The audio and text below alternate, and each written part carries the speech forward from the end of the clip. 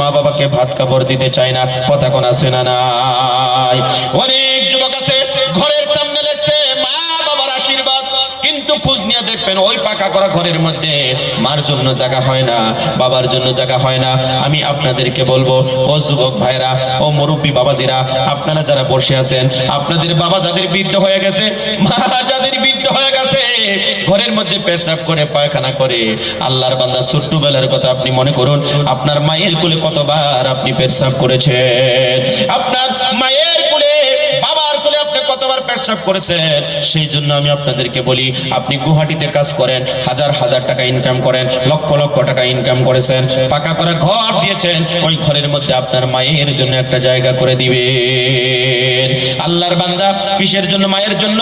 অনেক মানুষ আছে সব পায় না, অনেক মানুষ আছে গো পাকা করা ঘরের মধ্যে, টাইলস লাগানো ঘরের মধ্যে, মায়ের জন্য জায়গা হয় না, বাবার জন্য জায়গা হয় না, কারণ বাবা বৃদ্ধ হয়ে গেছে, মা বৃদ্ধ হয়ে গেছে। ওই টাইলস লাগানো ঘরের মধ্যে যদি বাবা যদি পেটচাপ করে দেয়, মা যদি পেটচাপ করে দেয়, ঘরটা নোংরা হয়ে যাবে, ঘরটা লেত্রা হয়ে যাবে। সেই জন্য মায়ের জন্য, বাবার জন্য ঘরের মধ্যে জায়গা হয় না। আমি আপনাদেরকে বলি, বাবারে, আপনারা তো ছোট্ট ছিলেন, ছোট্টবেলা মায়ের কোলের মধ্যে পেটসাব করেছেন, বাবার কোলের মধ্যে পেটসাব করেছেন। আপনার বাবা নতুন জামা পোশাক পরিধান করছে, এ বন্ধু, ওই বন্ধু, আপনার বাবা নতুন পোশাক পরিধান করছে, গুয়াহাটিতে যাবে, কিন্তু বাসের মধ্যে উঠবে, সেই সময় আপনার মা আপনাকে আপনার কোলের মধ্যে দিয়েছে, একটু আমার বাচ্চাটা কোলের মধ্যে নিয়ে আদর যত্ন করে তারপরে আপনি বিদেশে যান। আমার বন্ধুগণ, সঙ্গে সঙ্গে আপনি বাবার কোলের মধ্যে পেশাব করে কাপড় নোংরা করে দিয়েছেন, কিন্তু আপনার বাবা আপনার প্রতি রাগ করে নাই, খুশি মনে আপনার গালের মধ্যে চুমু খাইছে, হাতের মধ্যে চুমু খাইছে, কত আদর করছে, মায়া করছে। সেই জন্য আমি যুবকদেরকে বলি, যুবক রে, আজকে যাদের তোদের বাবা বুড়া হয়ে গেছে, মা বুড়া হইয়া গেছে, ঘরের মধ্যে জায়গা করে দিবি, আল্লাহর আরশে আজিম খুশি হইয়া যাবে। জোরে কোন সুবহানাল্লাহ। যুবক ভাইরা আমার, তোমরা যারা বিদেশের মাটিতে থাকো, প্রবাসী যারা থাকো, প্রবাস থেকে যখন বাড়ি আসবে, মায়ের জন্য কিছু নিয়ে আসবে, নিকটে বসবে, মুখের মধ্যে তুলে দিবে, খাওয়ায় দিবে। তোমার মা কলিজার থেকে দোয়া করবে, বাইজিদ বুস্তামিরের মতন আল্লাহর ওলি তোমরা হতে পারবে। জোরে কোন সুবহানাল্লাহ। মুসলমান ইমানদার ভাইরা, আমি বলতেছিলাম, আল্লাহ পাক রব্বুল আলামিন এই ধরার মধ্যে অগণন পুরুষ এবং মহিলা আল্লাহ পাক রব্বুল আলামিন সৃষ্টি করেছে। 2 নম্বর, আল্লাহ পাক রব্বুল আলামিন বলে, এই পৃথিবীর জমিনের মধ্যে যত নবী রাসূল আমি আল্লাহ পাক রব্বুল আলামিন পাঠিয়ে দিয়েছি, সমস্ত নবী এবং রাসূলগণ তাকওয়ার জন্য দাওয়াত দিয়েছে।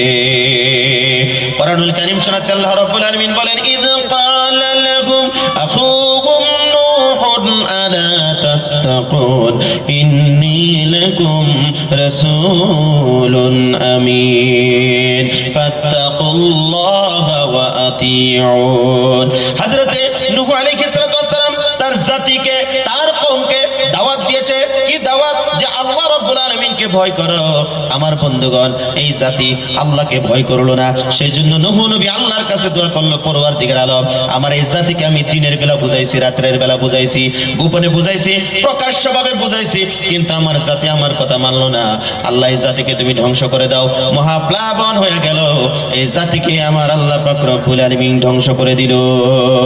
মুসলমান ইমানদার ভাইরা আমার, হযরতে আইয়ুব আলাইহিস, হযরতে শুআয়ব আলাইহিস সালাতু ওয়াস সালাম আল্লাহর ভয়ের ব্যাপারে দাওয়াত দিয়েছে তার জাতিকে। কোরআনুল কারীম শোনাচ্ছে, আল্লাহ রাব্বুল আলামিন বলেন, ইয ক্বালা লাহুম আখুহুম শুআইবুন আলা তাত্তাকুন ইন্নী লাকুম রাসূলুন আমিন ফাত্তাকুল্লাহা ওয়া আতিউন।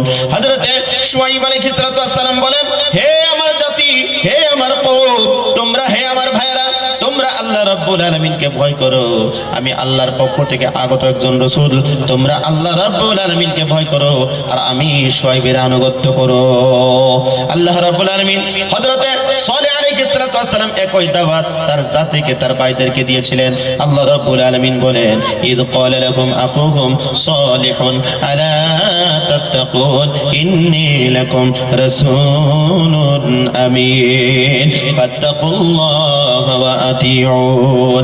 হযরতে সালেহ আলাইহিস সালাতু ওয়াস সালাম, এ মুসলমান ইমানদার, হযরতে সালেহ আলাইহিস সালাতু ওয়াস সালাম তার ভাইদেরকে ডেকে ডেকে বললেন, ও ভাইরা তোমরা আল্লাহকে ভয় করো, আল্লাহকে ভয় করো। সালেহ আলাইহিস সালাতু ওয়াস সালাম তার ভাইদেরকে দাওয়াত দিলেন আল্লাহর ভয়ের ব্যাপারে আমার মুসলমান ভাইরা। আর তিনি বললেন নিশ্চয় আল্লাহর পক্ষ থেকে আগত আমি একজন রাসূল। তিনি ভাইরা আমার একটু খেয়াল করুন, লক্ষ্য করুন, সেই জন্য এই পৃথিবীতে কোনো নবী রাসূল এখনো পর্যন্ত জিন্দা নাই, আলিম উলামা জিন্দা আছে, তারাই আমাদেরকে ইসলামের দাওয়াত দিতেছে। কথা কোন ঠিক না ব্যাঠিক? আমার মুসলমান ভাইরা আমাদের এলাকার মধ্যে এ বন্ধু বরপাটার কথা বলছি, বহুত মানুষ আছে ধর্মসভাকে তারা পছন্দ করে না, ধর্মসভাকে ভালোবাসে না। আল্লাহর বান্দা আমি আপনাদেরকে বলি, যদি এলাকার মধ্যে এরকম ধর্মসভা যদি 2-4টা না হয়, এলাকার যুবকগুলো গুমরা হয়ে যাবে, এলাকার যুবকগুলো গান বাজনার মধ্যে মগ্ন হয়ে যাবে। কথা কোন ঠিক না ব্যাঠিক? মাঝে মাঝে আমাদের বাৎসরিক যদি ওয়াজ মাহফিলগুলো যদি না হয়, তাহলে আমাদের এলাকার যুবকগুলো তারা পথভ্রষ্ট হয়ে যাবে, তারা গান বাজনার মধ্যে মগ্ন হয়ে যাবে। আপনারা জানেন একটা সময় আমাদের এলাকার মধ্যে বা আপনাদের এলাকার মধ্যে গোনাই যাত্রা গান হইতো না নাই? কথা কয় না কে? হইতো না নাই? গোনাই যাত্রা, ওবায়দুলাল, কাজল রেখা, যাত্রা ফালা হইতো না নাই? আর সেই গানগুলো মানুষ সারা রাত ধরে শুনতো, সকালে ফজর আজান দিত, তখন শেষ হইতো। আল্লাহকে ওয়াস্তে তো আল্লাহকে ওয়াস্তে সেইগুলো আস্তে আস্তে আস্তে আস্তে বাতিল হয়ে যাইতেছে। আসছে ধর্মসভা, প্রায় 30-40 বছর ধরে ধর্মসভা চলতেছে। এখন মানুষের কিছু একটা বোরিং আছে ধর্মসভার মধ্যে। আগে ধর্মসভার ডাক দেওয়ার সঙ্গে সঙ্গে এরকম প্যান্ডেল 5টা লাগতো। কথা কোন ঠিক না ব্যাঠিক? মানুষ বুঝায় হয়ে যেত, কিন্তু এখন লোক আসতে চায় না। কেন জানেন? মোবাইলেও খাইয়ে লেছে সব, বক্তব্য সব পাওয়া যায় মোবাইলে, শুয়ে শুয়ে শোনা যায়। ভাই মোবাইলের মধ্যে শোনা আর বাস্তব বসে বসে শোনা, এর মধ্যে পার্থক্য আছে না নাই? কথা কন না, পার্থক্য আছে না নাই? এখানে বসে বসে শুনবেন, আপনাদের জীবনের সগীরা গুনাহ মাফ করবে কে? আরো জোরে বলেন কে? কষ্ট হইতেছে বাজান?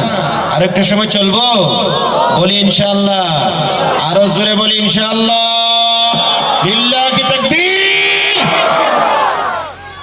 মুসলমান ভাইরা আমার খেয়াল করে লক্ষ্য করুন, আমি বলতেছিলাম হযরতে সালেহ আলাইহিস সালাতু ওয়াস সালাম তার ভাইদেরকে ডেকে ডেকে বললেন, ইদ ক্বালা লাহুম আখুহুম সালিহুন আলা তাত্তাকুন ইন্নী লাকুম রাসূলুন আমিন ফাত্তাকুল্লাহা ওয়া আতিউন। হযরতে সালেহ আলাইহিস সালাতু ওয়াস সালাম তার ভাইদেরকে ডেকে ডেকে বললেন, তোমরা আল্লাহকে ভয় করো আর আমি রাসূলের, আমি নবীর আনুগত্য করো। মুসলমান ইমানদার ভাইরা একটু খেয়াল করুন, লক্ষ্য করুন, আমি আপনাদেরকে তাকওয়া সম্পর্কে আলোচনা শোনাইতেছি। 1 নম্বর, তাকওয়ার মৌলিক 6টা কথা আছে। জোরে বলেন কয়টা? হয় না? আর একটু জোরে বলেন। আমার বয়ান মুখাস্ত রাখতে হবে। আমি যে মুখাস্ত বয়ান করতেছি, পরে যে আমরা জিজ্ঞাসা করুন কয়জনের মুখাস্ত আছে দেখি আপনাদের। যদি মুখাস্ত কইতে পারেন আপনারা পুরস্কার